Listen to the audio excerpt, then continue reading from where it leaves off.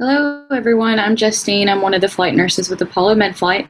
I'm going to do a quick overview of X-ray interpretation.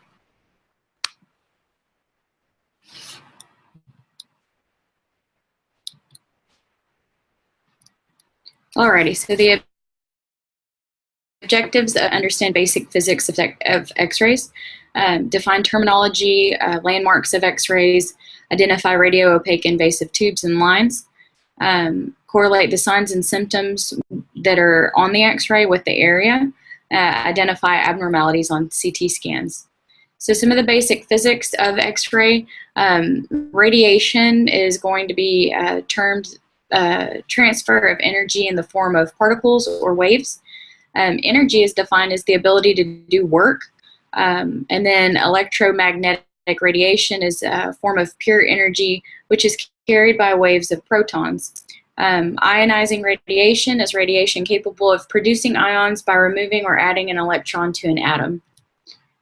Some forms of electromagnetic radiation include X-rays, light, radio, and they vary with energy, wavelengths, and frequencies. So how are X-ray slides formed? X-rays can penetrate soft tissue but not bone. X-rays are absorbed more by some materials than other. Photographic film is used to detect X-rays. So different landmarks that you need to be familiar with. This is the skull. We need to make sure that we understand the different areas of the skull. We have the parietal areas on either side. Your frontal bone. You have your nasal bone. You need to know where the sphenoids are, temporal bones over here, your ethmoid bones right here, zygomatic bones, your maxilla, the mandible. You have a mental foramen, mandibular symphysis. These are all very important. If you know what a structure looks like normally, then you're able to identify what it looks like when it's not normal, when something's different. The thorax, be familiar with the areas such as the trachea, your right main stem bronchus, the aortic arch that's present, followed by your pulmonary artery, the left ventricle, your diaphragm, the stomach, the diaphragm that's over the liver, the right atrium, your pulmonary arteries. Those are all very important. And then as far as your musculoskeletal structures, the manubrium of the sternum, suprasternal angle, the body of the sternum, your xiphoid process. You need to be familiar with the costal angles, where your ribs are. Those are all very important. There's a little bit more, it goes into depth as far as the thorax. And then there's a little bit more about the anatomy. That's anterior and posterior views of each. So it includes the clavicle and showing the scapula. And then it shows you the spinous process, but those are a little bit later on.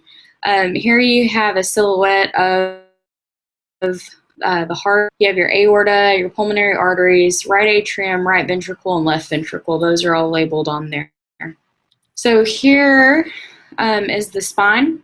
Some of the landmarks we need to be familiar with it are the cervical spine area, which is going to be the neck. And you have your cervical vertebrae that's from C1 to C7. Then they're all discs which are between your vertebrae. They're like little pads that cushion in between, absorb the shock, keep it from grinding together. They do degenerate based on different processes or genetics. So we need to be familiar with what they look like and any abnormalities with that. The thoracic spine, which is the chest area, that's going to be T1 through T12. Your lumbar spine, that L1 through L5. The sacrum, and then way down there is the coccyx. The spine is made up of various processes. They all house the spinal cord. That's their main function. There are transverse processes, spinous processes, facet joints. And then as far as the abdomen, you're going to be able to identify the liver, the spleen, the stomach, the gallbladder, hopefully the colon, small intestine, bladder, and appendix. And your image is going to vary on basically what the complaint is. If you use, or if the doctor decides to use any kind of contrast, you'll get a better image. It'll be brighter, and you'll be able to see any abnormalities if they use contrast or if they don't. This is the pelvis. So some of the areas, the landmarks that we need to be familiar with the pelvis: the iliac crest and the ilium up here, the acetabulum, the coccyx, which remember that was on the last image. Then you have your symphysis pubis right in the middle, your ischium, which loops down, the pubis, which is right here, and your ischial spine, and then the sacrum, which we looked at in our last slide as well. Your upper extremity, basically everything fits together in a functioning unit. You have the humerus, and then your medial epicondyle. If any of these are broken off, there will be X-ray. You have the neck of the bone, the shaft in the body, the radius, the ulna, and to the smaller bones. Same with the wrist and the hand, just goes down even further. We need to be familiar with all of those bones that are present. Your lower extremity, a tad bit easier because it's just longer bones. You have your femur, the patella, tibia, fibula, your tarsals, metatarsals, and phalanges. Some radio-opaque instruments that you may see on your images. Don't let them frighten you. Just double check and make sure that that's what it is and that they are external or internal, depending on the device, like pacemaker wires or things like that. But tubes, catheters, any equipment, including ET tubes, which hopefully in your pulmonary artery or balloon pump class, you'll be able to identify the proper landmarks for those. CVP lines, chest tubes, NG tubes, and like I said before, your pacemaker wires. Those are all going to light up. And as you can see in this image down here in the corner, they're very vibrant. They'll look a tad bit foreign in the image. So head injuries. These are very important. We see these frequently. Remember the anatomy we talked about with the skull? This is the inferior view of the skull. So coming back up, if you're looking at a CT, a lot of times they'll cut it via this plane so we can see on the inside coming from a different angle. This is what it looks like whenever you cut it. You have your dura mater, your subdural space, the skull, your arachnoid matter, and your extradural space. Here is the anatomy of the brain. Everything kind of flows out from the circle of Willis, then follows your arteries, all your arteries that come down and eventually come out of the spinal cord. Perfusion pressures, your CPP equals your MAP, or your mean arterial pressure, minus your CVP or your ICP, whichever is the highest. A lot of times patients that have intracranial pressures and issues as far as that, they will have some kind of like a shunning device or a measuring device that's going to give you the pressure reading so that you can calculate their perfusion pressures. Various types of fractures. We've got a depressed fracture up here. It's indenting in. A compound fracture, which is open. A hair, very thin line. You could see a subdural hematoma. temporal skull fracture, and that would be from a lateral view. Always remember with intracranial pressures, Cushing's triad, which is composed of three entities. That's going to be a change in respirations, often irregular and deep, like Cheyne-Stokes. Widening pulse, the systolic and diastolic blood pressures. That's how you're going to get your wide or narrow pulse pressure, but make sure you understand that for Cushing's triad that it's a widening pulse pressure. And bradycardia. So your respirations, bradycardia, and a widening pulse pressure. That's very, very important to remember. Some causes of intracranial pressure, you can have a mass effect, such as a brain tumor, edema, an abscess, things that could potentially be removed, contusions or head bleeds, things like that. General, which can occur from an ischemic anoxia state, liver failure, heart failure, anything that causes shunning of fluids, which would inevitably cause swelling in your cranial vault. Any obstruction to CSF, the flow or the absorption occur, such as in hydrocephalus, meningitis, or any kind of superior sagittal sinus, which would decrease the absorption. And just remember, like your Monroe Doctrine states that there's a certain amount of space for each of the entities that are inside, housed in your cranial vault. If any of those change, then the other components have to compensate for that space that's needed.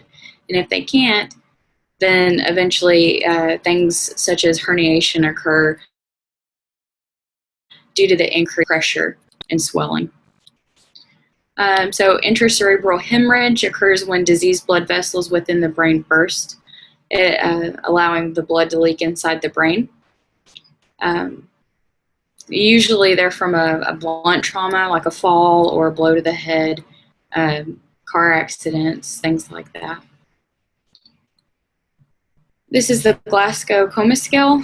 Very important to note. We pretty much note it on every single one of our patients, so it's something to be extremely familiar with and how to calculate it. Just remember the best score that they can get is a 15, and dead people or rocks get 3. It's based off of 3 components: your eye-opening, verbal response, and your motor response. So if they're awake, looking around, telling you their name and the date, and you tell them to raise their right hand and they're able to do that, they're automatically going to get a 15. And then it goes highest 4, 5, and 6 based on the eye-opening, verbal response, and best motor. The lowest they can get in any category is a 1, and that's if they aren't doing anything. Also, another thing that we need to remember, always under the best motor response, be aware of any posturing, because the flexion could give them a different score as well. Some C-spine injuries. So this one, super serious, right? And that one right there. Mechanisms of these usually are falls or sports related or MVC. That's why it's so important that we continue to practice C-spine, maintaining that for the patient so we don't cause further damage if they already have an issue going on. This is a picture of a C-collar, of course. The injury types: flexions, extension, compression, and axial loading. This is a chest x-ray, just showing where everything typically is. Why would we order a chest x-ray? So it depends on the symptoms of the patient, typically, is why we order them. If they have a bad or persistent cough, if they're complaining of chest pain, any kind of chest injury, sometimes with fever, we want to make sure they don't have pneumonia, any shortness of breath. And a lot of these are going to help diagnose between a respiratory issue or a cardiac issue, along with further testing. Also, if you have any kind of question about your ET tube and you want to confirm that, you'd also order a chest x-ray. Some other reasons why you could order a chest x-ray: pleural effusion, pneumo or hemothorax, a PE, any trauma. They usually get scanned everywhere. Checking for TB, any lung cancer, your pneumonia again, COPD or asthma. Systematic approach for interpreting the chest x-ray. So some of the terminology we need to be familiar with is density. That's going to be your varying degree of blackness. Dimensions, which are going to be your PA or post or anterior, left oblique views, so side views, and AP, anterior posterior. And that's just from and to, so from the side to the other side, from the front to the back. Metal and bone, wires, clips, ribs, sternum, they're going to appear the widest. Fluids, blood, heart, veins, arteries, and aorta are going to be kind of a grayish. And any air in the lung is going to be the blackest, should be. So bony thorax, the ribs observed for fractures, notching, any abnormalities. The diaphragm, make sure it's flattened. You have a clear visualization of the costophrenic angles. Pulmonary vasculature, make sure you're able to identify that. And the cardiac silhouette, check for the size and the borders, any chamber enlargement or calcifications. So a normal chest x-ray is going to appear something like this. Just so you know, as we always say, recognition of abnormal first requires knowledge of the normal. So you have to be able to identify things such as the diaphragm. The heart is a normal size. Notice that the trachea is midline. The lungs appear black. They don't have any areas of white in them. They look pretty good. So I just answered pretty much all those questions. So is it enlarged or normal? Any signs of heart failure? Any pneumonia? Any emphysema? Any aortic aneurysm? Is it free of air under the diaphragm? Or is there a tumor or anything that would represent cancer? So systematically evaluate the chest wall, the mediastinum, the lungs, the pleural space, heart, large arteries, your ribs, make sure they're all intact and accounted for. The diaphragm, evaluate the neck and the axilla, the thyroid gland, depending on how long the patient is. They are sometimes able to get the neck in with the chest, or a little bit lower, the abdomen in with the chest, depending on what the chief complaint is. So you can look and recognize air, water, and bone densities on the chest x-ray, and notice that the lung fields appear dark because of air. 99% of the lung is air, so that's how it should look. If it looks any different, then there could be a disease process that we need to evaluate further going on.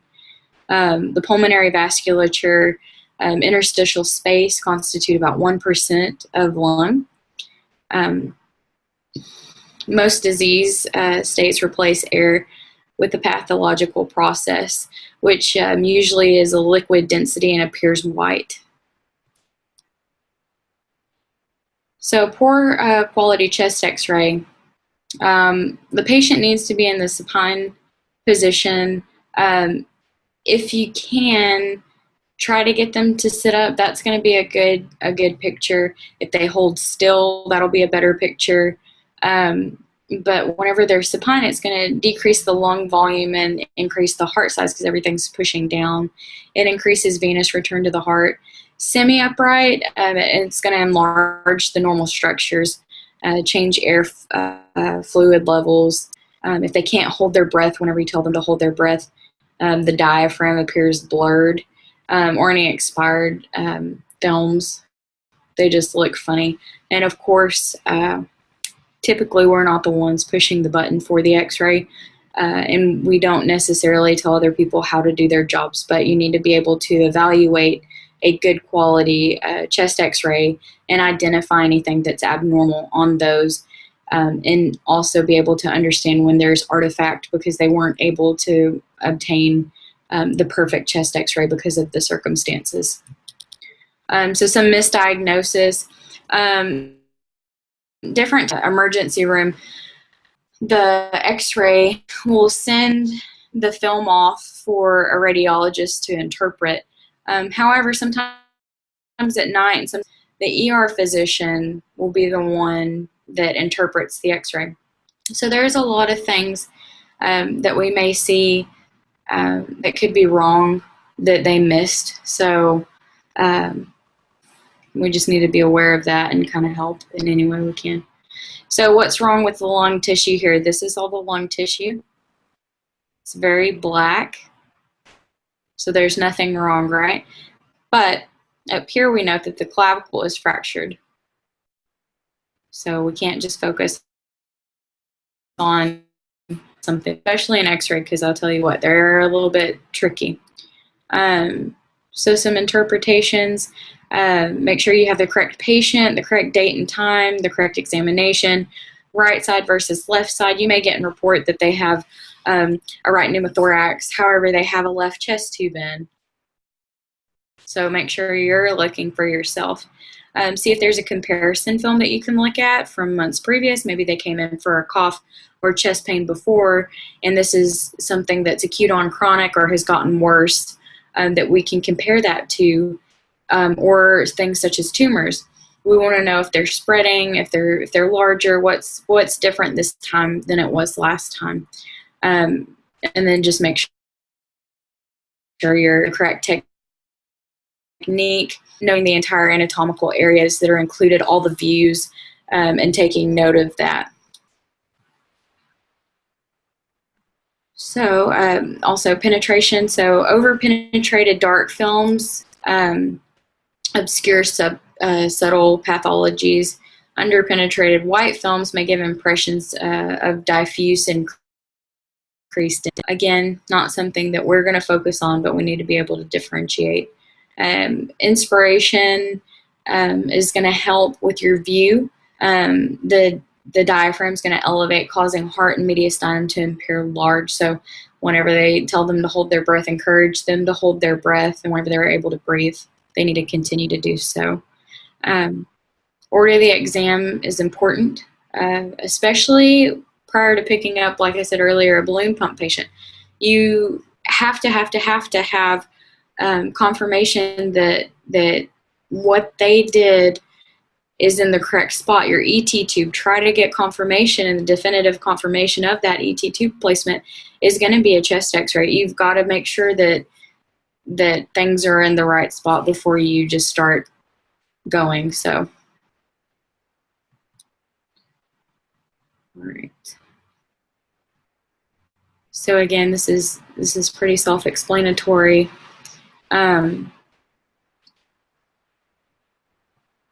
In soft tissues, notice anything that's asymmetric or if there are calcifications. In diaphragms and below, make sure there's no free air or a dilated bowel. Lung fields, note any consolidation, any nodules or lesions, and then the heart, again, shape and size, just different things to look for as far as abnormal things that you note in a chest x-ray or any x-ray, actually. The mediastinum, is it wide? Does it have masses? The hyla, the trachea, and the carina. Any pulmonary vasculature. See if it's narrowing toward upper lobes. Interstitial markings, they could be very fine. So here's one. Right upper lobe consolidation, lobular density, no significant lung volume. So do you notice the area that they're talking about? The patient's presenting alveolar space filled with inflammatory exudate, right? These bacteria, plasma, and debris. So the right, and also a lot of times x-rays will have a little indicator. I believe the bottom left hand will have the patient's name, date of birth, things like that. But they will also have a little cross-looking apparatus at one area that they put on them, and it's going to indicate right to left, up or down. And we notice here in the lung, everywhere else is this really pretty black, but right here we've got something going on. And again, you may not be a radiologist, so you may not know what's absolutely 100% correct and what's not, but based off of this, you're going to know that there's something not right. You may not know what it is, but this is wrong. So then you look at the clinical presentation of your patient, talk with the doctor. They're always very willing to talk with you. Don't ever try to belittle anybody or their diagnosis, but just chat with them and see what they're thinking and what the course of treatment that they have planned or the receiving physician has planned, and kind of try to follow what they want. But if there's something different that you know that the patient's going to need ultimately, they do turn into your patient once you assume care. So keep that in mind. Your CHF patient, we notice that we have a huge enlarged heart. The heart size has increased, and that could be because of the fluid that's backed up or the stretch from the work of the heart over time. This could be a chronic issue causing that swelling. ARDS. So this is this is a good picture of ARDS. They have congestion, collapse or distended alveoli, I apologize, and this is bilateral. So you can see the areas that are dark are very few, and you have this like speckled appearance.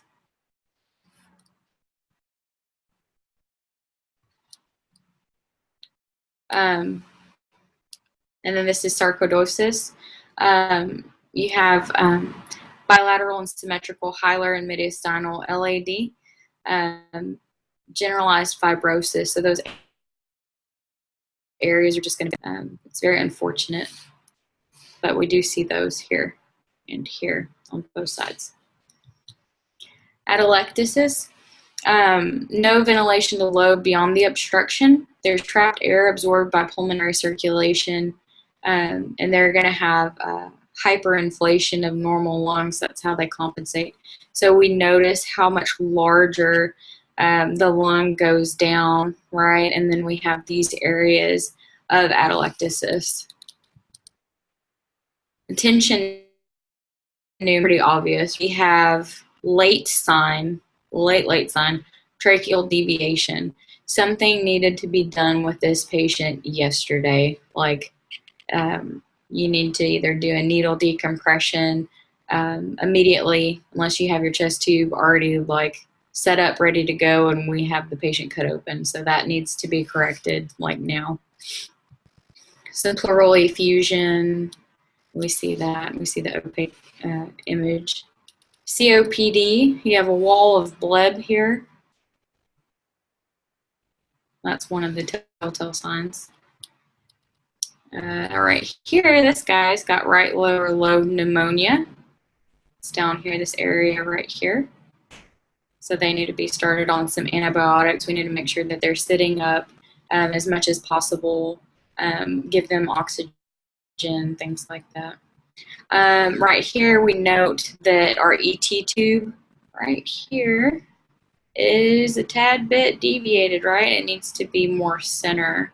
It's going far right, so it's right. We just need to pull that out just a tad bit. That's why it's so important to get your confirmation, X-ray confirmation of your ET tube placement or of their ET tube placement. You also don't want to just pull out willy-nilly however many centimeters you want. You want to make sure that you're in the right spot. Right here, we have a right tension pneumo. It's causing some strain on that side, we can see. Okay, and then here we have fractures of the posterior rib. So those are going to be all the way through on the backhand side, right? So I see right here. Okay. Right side pleural effusion, obviously. That's super obvious. Left-sided pneumo. That's what these guys are going to look like. Then we have basic GI, the flat plate. So we can see this. This isn't a wonderful image, but this one's pretty fantastic. KUB, that's going to be of a renal, like any kind of renal issues that they're having. It's going to try to get your kidneys, your ureters, and your bladder in that image. It's most common abdominal radiograph, and then they often combine it with the upright chest x-ray, and the patient's supine for this. Typically, if they see, may do either ultrasound or a CT for further diagnostics. And then again, the KUB, kidney, ureter, and bladder, indicates that the kidneys, ureters, and bladders are on the film, but they are not necessarily seen on the image. A lot of times what they're looking for in these is like a stone, which would show up for the most part. So this is how that's taken with the patient supine. And then here we can see colon and rectum. Paradoxical organ systems of greatest interest is often in the GI tract. Small bowel situated centrally, as you can tell. The large bowel is located on the periphery or the sides. And so what they're ordering for, if the patient complains of pain, colic, nausea, etc., they will do it. A lot of times they do it for a rule-out type. They can be useful for bowel gas patterns, to take area to look for things like that. Evaluation of bony structures, surgical or other medical relevant history. They may need one. For small bowel obstruction, so the dilated loops of the small bowel and the KUB will be noted. Air fluid levels on the upright view will be noted. A stair-step pattern, and a gasless colon, because wherever the obstruction is after that, nothing gets out, so it all backs up. These patients will present with severe abdominal pain, and they will have a very odd color about them. You will know that something is wrong. All right, so considerations for unknown case. Always make sure you know the patient's age and gender, clinical symptoms, underlying diseases, including psychiatric issues, things like that. You may need additional views. So, let's see, that was just the pelvic region. So this is just noting all of the things that are on that previous X-ray. So your the ileum, the ischium, the pubic symphysis, any of the air that's present or the gas in the colon, noted, the iliac crest. So those were all present. So this is a normal pelvic X-ray. It looks just fine. I don't see any air. The symphysis looks good. The ileum, the ischium, the head of the bones are where they need to be. So this is what a normal X-ray looks like. And see, this is that little marker I was telling you about that helps you indicate what you're looking at or what orientation of. So here's one. What's wrong with this X-ray?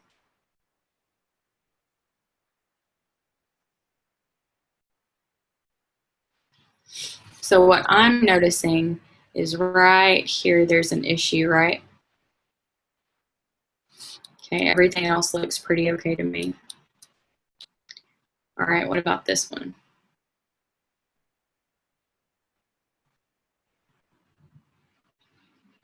Do we see anything wrong with this one?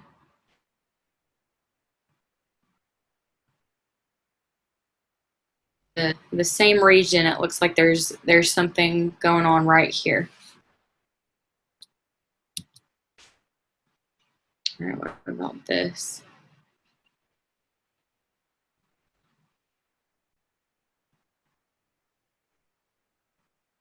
So to me, this one, notice that the head falls right where it needs to. Oh, this is where the head of this bone should be. It should be falling right there, and it's not. So that's out. Let's see this one. Here's your radiopaque image of a tube, which is not the problem, by the way. So what's the problem?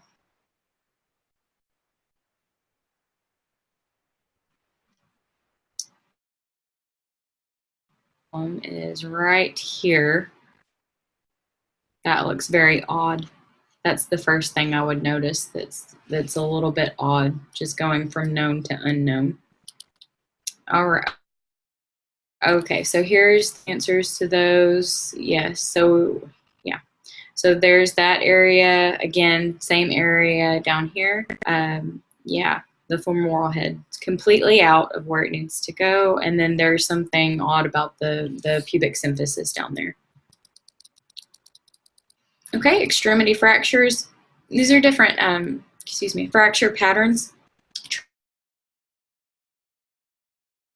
Transfer be beneficial to know as far as your course of treatment, and whether to do immobilization, what kind of splinting you're going to do, if they're going to have pins, things like that, or if you're going to have to take care of a patient that already has pins because of these. So the transverse fracture pattern, an oblique, which is from the side, and then a spiral, which goes around all the way through. And there are a few more different kinds, but those are the main ones. So the humerus, there's the mamma jamma of a fracture for you right there. All right, and then this guy, we have a clavicle fracture up here. Those are normally one solid piece together. And then right here, what do we have? Shoulder fracture. Your scapula, these guys are way hard to see, especially from anterior or posterior, just because they could be a very dense patient. And it's hard to see those, especially like a hairline fracture that's way back there, so that could be missed quite a bit. Right here, radial fracture. That doesn't look very good. Ulnar fracture, super obvious, very painful. They're going to present in a lot of pain. Wrist fracture, this one too. And notice the tissue is going to be super deformed, so you're going to be able to see that with the naked eye, and then the x-ray is just going to confirm that where the location of those fractures are. Little finger fracture right here in the phalanges. And then we have a femur fracture right here. Ooh, and right here. Nice little trauma patient, I believe. Then we have a little patella fracture. Those get displaced often whenever they have those fractures, so the kneecap could be in a weird orientation. All right, and then we've got tib fib, ankle fracture, metatarsal fracture. They probably dropped something on their foot. All right, so CTs. CTs produce higher energy photons, ionizing radiation, exposes detector tomographic data. CT scan basics, it's a computer image, generates a picture based on multiple X-ray exposures taken around the periphery of the subject. X-rays are passed through the subject, and a scanning device measures the transmission of radiation.